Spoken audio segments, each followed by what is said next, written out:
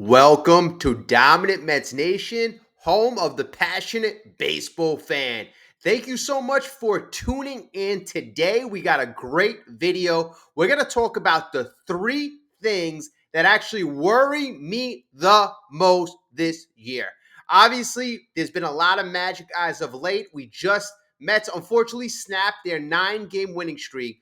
But what three things could possibly hold the Mets back?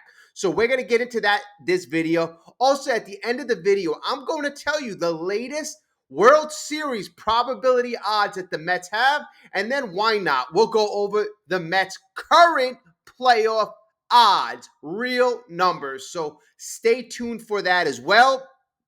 All right. We're doing very well. We are doing extremely well despite the loss yesterday. And we're gonna go off a premise. But before I get into that introductory premise, if you're a Mets fan and you are happy about the way things are going like I am, and you're excited for that playoff run, please stay tuned, like, subscribe. I really think you're going to be happy with our coverage because we tend to look at things a bit differently here. In the beginning of the year, I predicted many things. I predicted, number one, Mets would be better than the Yankees this year. Yes! I think that's the case. I predicted the Mets would be the NL version of the Tampa Rays. I think bullpen-wise, finding guys throughout the years and transforming them, I think that we are a version of the Braves this year. I predicted that we could get close to 95 wins. Hey, we're probably going to finish off between 90 and 95. I predicted Nimmo would be best suited outside the leadoff spot. So there are a lot of things that, seem to come to fruition this year. So that being said, what has to happen for the New York Mets to continue this playoff run?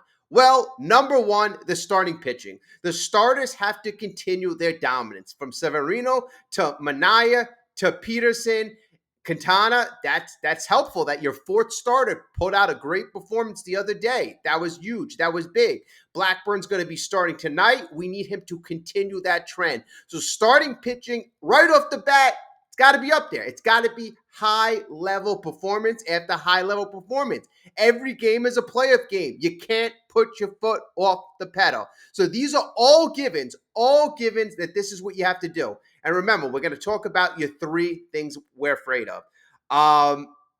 So that has to happen. The lineup, Francisco Lindor, continuing has to be an MVP. He has been leading this lineup, and he has to continue that. Mr. Mark Vientos has to continue his growth and his trajectory. All right, so what are the things that could potentially upend the Mets' potential World Series run? And a lot of these things have really shown themselves as of late. And as I look at the team, you see in the last 10-game stretch, we're 9-1. So you see a lot of good, but you have to see through the good to figure out what our weaknesses are. And I think our weakness was exposed yesterday. So weakness number one, I'm going to say, I could say bullpen in general or back end of the bullpen, but I'm going to go specific. I'm going to go with, when Diaz has been overused, who is the backup closer? Who is the closer when you can't use Diaz? Now, I know the playoff scenario is going to be a little bit different. You're going to be more apt to use Diaz back to back to back. But there are going to be situations where he may not be available. It happens, folks. It happens, folks. So who do you think is the backup closer? Is it going to be Budo? I mean, that's a guy who, if it's a tight game, you're going to want to bring him in the 7th, 8th inning. Is it going to be a Phil Maton? Well, we saw yesterday, if his control's not there, that might be a disaster. Is Daniel Nunez? That would be the guy. Daniel Nunez would be the guy. So, I mean, if Daniel Nunez doesn't get healthy, that's going to be a worrisome thing for me in the playoffs because that back end eighth, ninth inning is going to be significant. Do you want to put so much strain on Diaz coming back from the injury? Remember, Diaz is signed for a couple years. It's not like it's a contract year, or else I'd say, hey, hands off. Let Diaz pitch until his arm falls off. That's not the case. We're giving this guy a lot of money, so you want him for the future as well. Okay, at the deadline, Stanek, Brazoban, those options, late inning options, doesn't seem to have panned out. Are we going to give Stanek a chance, Brazoban a chance to build themselves up in the next 2-3 weeks? I don't think so. The games are too valuable. So that late inning high leverage guy, other than Budo, which I think is going to be used in high leverage situations in the seventh and eighth. So I don't see him being as available. If Diaz is not available and Nunez doesn't come healthy, that is issue number one. Issue number one. Okay. Now we're going to go to issue number two. And issue number two, again, all these issues, have been issues the entire year. But, a lot of times they tend to rear their ugly heads come playoff time. So issue number two, and I'm going to say it, it's going to be Alonso in the cleanoff spot. Over and over, Alonso has left small nations on base. Rally killer number one, Mr. Pete Alonso. And I keep, putting this trend, I keep saying this. Runners in scoring position, his batting average is abysmal. But when that translates, what does that translate into? How many runners has he left on base? And he has left the small nation on base. As of I checked the other day, it was 262 runners, and that was tops in baseball. He leads all of Major League Baseball in leaving runners on base. What does that do? It kills momentum. It kills rallies. It shortens innings. There's so many things that is a bad thing for. Now, I said the other day, if you're going to move a guy like Alonso to 6 or 7, that detriment, that liability lessens. It lessens to have that type of hitter in the 6 and 7 spot. But I think you need a guy who will continue rallies, who will not strike out at pitchers 2-3 feet on the outside corner. Because Pete, it's no doubt about it. He loves that pitch 2 feet off the plate on the floor. He loves it. He loves it. And then it killed me yesterday when I heard Mendoza say, "Oh, and they asked the reporter asked this question: Are you concerned about Nimmo and Alonso's performance? Are you concerned about their at bats?" And Mendoza said, "No, I'm not. I like their at bats." He basically said that he likes their at bats. Now I know Nimmo he's taking walks while he's not hitting, while he's not making that contact that we need him to make. At least he is more disciplined. Pete Alonso is not. He's a strikeout king. Not only is he the king of leaving men on base, the king of killing rallies, but he's fighting for the king of strikeouts. So I mean, this is not conducive if you're number 4 hitter. Now the whole scenario changes if you're going to want to adjust the lineup. Okay, so that's number 2, having a rally killer in the middle of your lineup. Now I'm going to get to my number 3 point. And again, at the end of the video, stay tuned. I have the predictions for the playoff, the latest predictions for the Mets to make the playoffs, and I'll go over other teams as well, Braves and our competitors, because that's interesting too. And I'll go over the World Series odds because that's pretty interesting. All right, so this leads me into my last, thing that I'm worried about. Carlos Mendoza, a rookie manager. Down the stretch, okay, that's fine. But under the big lights, when the pressure is most in the playoffs, are we going to be able to outmanage other experienced managers in the game decisions? There have been many questionable moves. Now, I feel over time, Carlos Mendoza, from making mistakes, has adjusted. Early on, he wasn't letting, our starting pitchers go deeper into games when they were clearly dealing. So he's adjusted to that. But you're not going to have an adjustment period in the playoffs. You're going to have to be adept at what you do For example, this Pete Alonso situation. If Pete Alonso starts off the first two games 0 for 8 with 5 or 6 strikeouts, is he going to be the cleanup guy in game 3 of an elimination? Or not, let's just say we get to the next round. It's 2 out of 3 in the first round. But you know what I'm saying? If it's an elimination game, are we going to continue to do what's not working just because it's Pete Alonso? That's what worries me. Are we going to continue to go to guys at the end of the bullpen, that haven't been productive, or that may, or are we not going to be creative? Like, I need a guy who is a bit experienced. Now we don't have that. Carlos Mendoza, his best attribute was getting this team, bringing everyone together, and getting us past adversity. But his decision making, I have to put on the worry list because he doesn't have much experience. So it's quite obvious, it's quite apparent that may be a concern.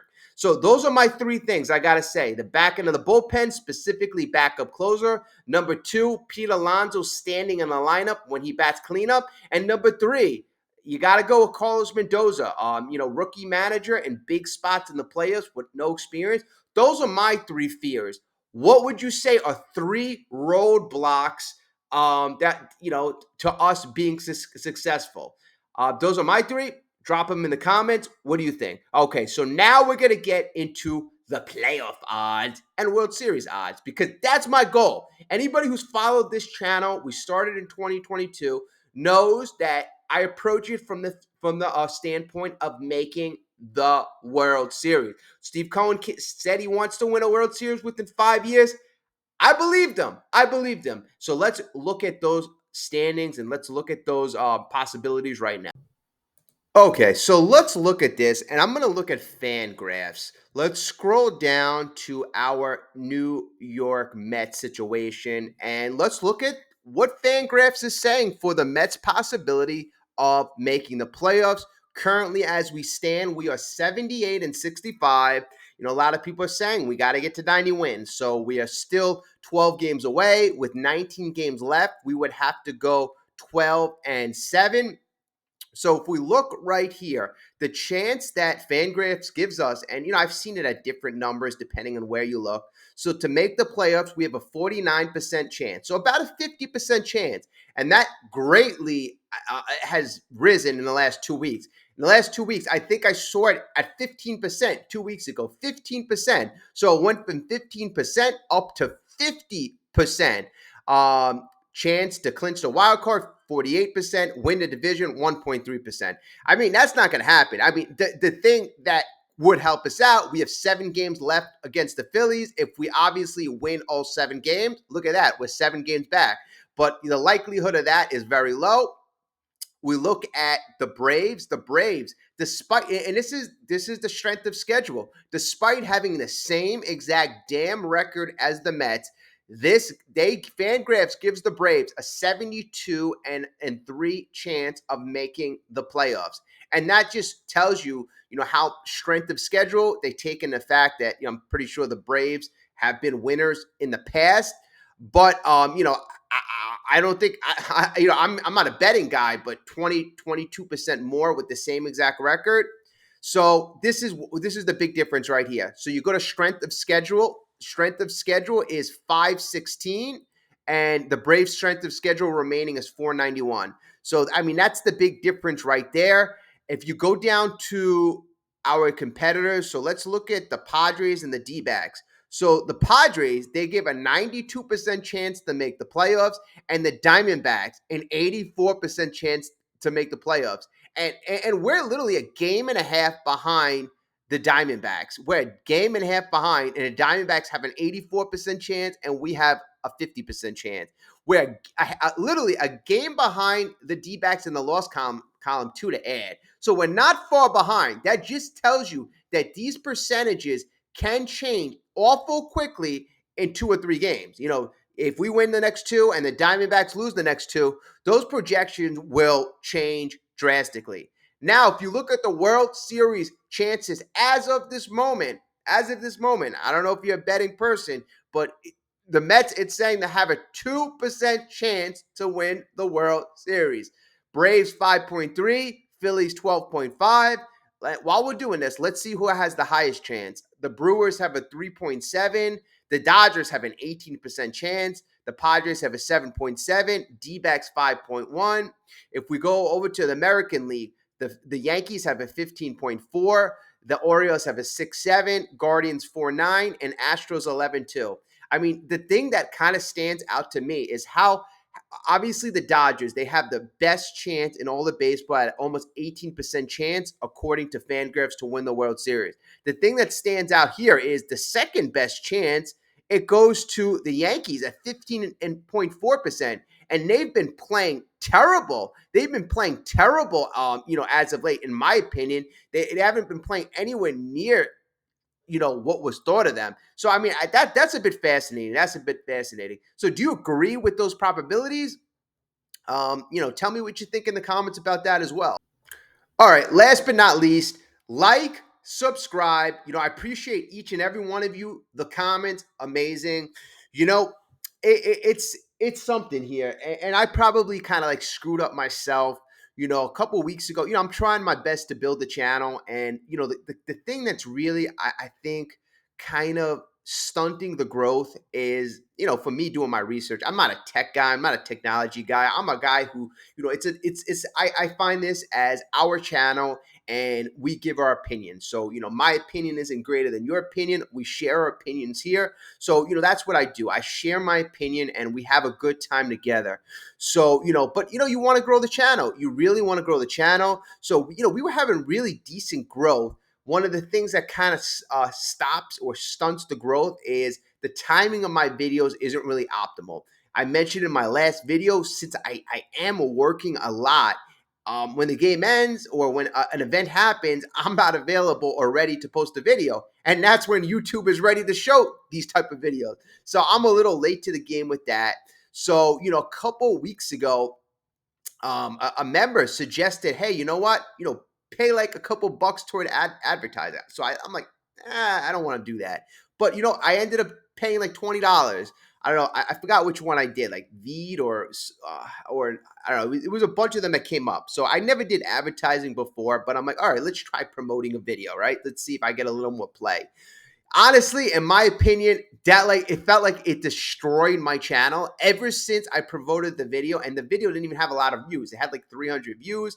Before that, we were averaging close to 1,000 views, right? And I know we had the trade deadline, but I'm going back history. So after that, I'm noticing now, no, my videos aren't being shared to any new YouTube subscribers. So I did add a couple new subscribers, and I'm wondering, were they like bots? Were they can't be legit subscribers because obviously I don't even know. I don't even know. Like it feels like it was a stupid mistake to pay for advertisement. I'm pretty sure a lot of YouTubers do it, but they do it in the correct way. Me not knowing how to do it, I probably paid $20 and got bots, and that screwed up the algorithm. Bottom line is, I'm trying to work it out. I'm trying to work it out, and that's something I'm going to learn from. Definitely, I'm going to learn from that.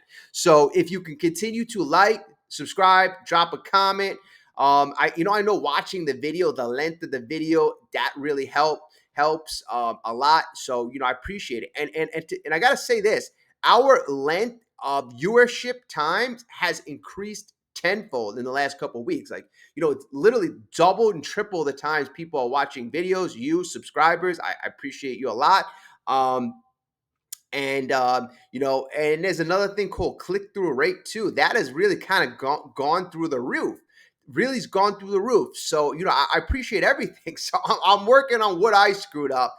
I just noticed that the things I can control, are doing well. They're doing really well. And that's thanks to you. But it just doesn't seem like the videos are being shown to as broad of an audience as it was before. And I think, I screwed it up. I think the videos are being shown to the wrong audience first, because I can actually see who sees my videos. And like sometimes it's like, oh, your video's following a German opera singer, and I'm like, why the hell would my video be following that? Like, I'm a New York Mets content creator. It has nothing to do with my content. So I can understand why somebody wouldn't click on the video, or where somebody would click on the video initially and then automatically click off. Like, who are the Mets? Who are the Mets? So, all right, that's a little bit inside track. And I'm sharing that with you because, obviously I trust every one of you. Thank you so much. I appreciate it. Like, subscribe, and I will talk to you very, very soon. Let's go Mets. We got our magical run that we are going to make.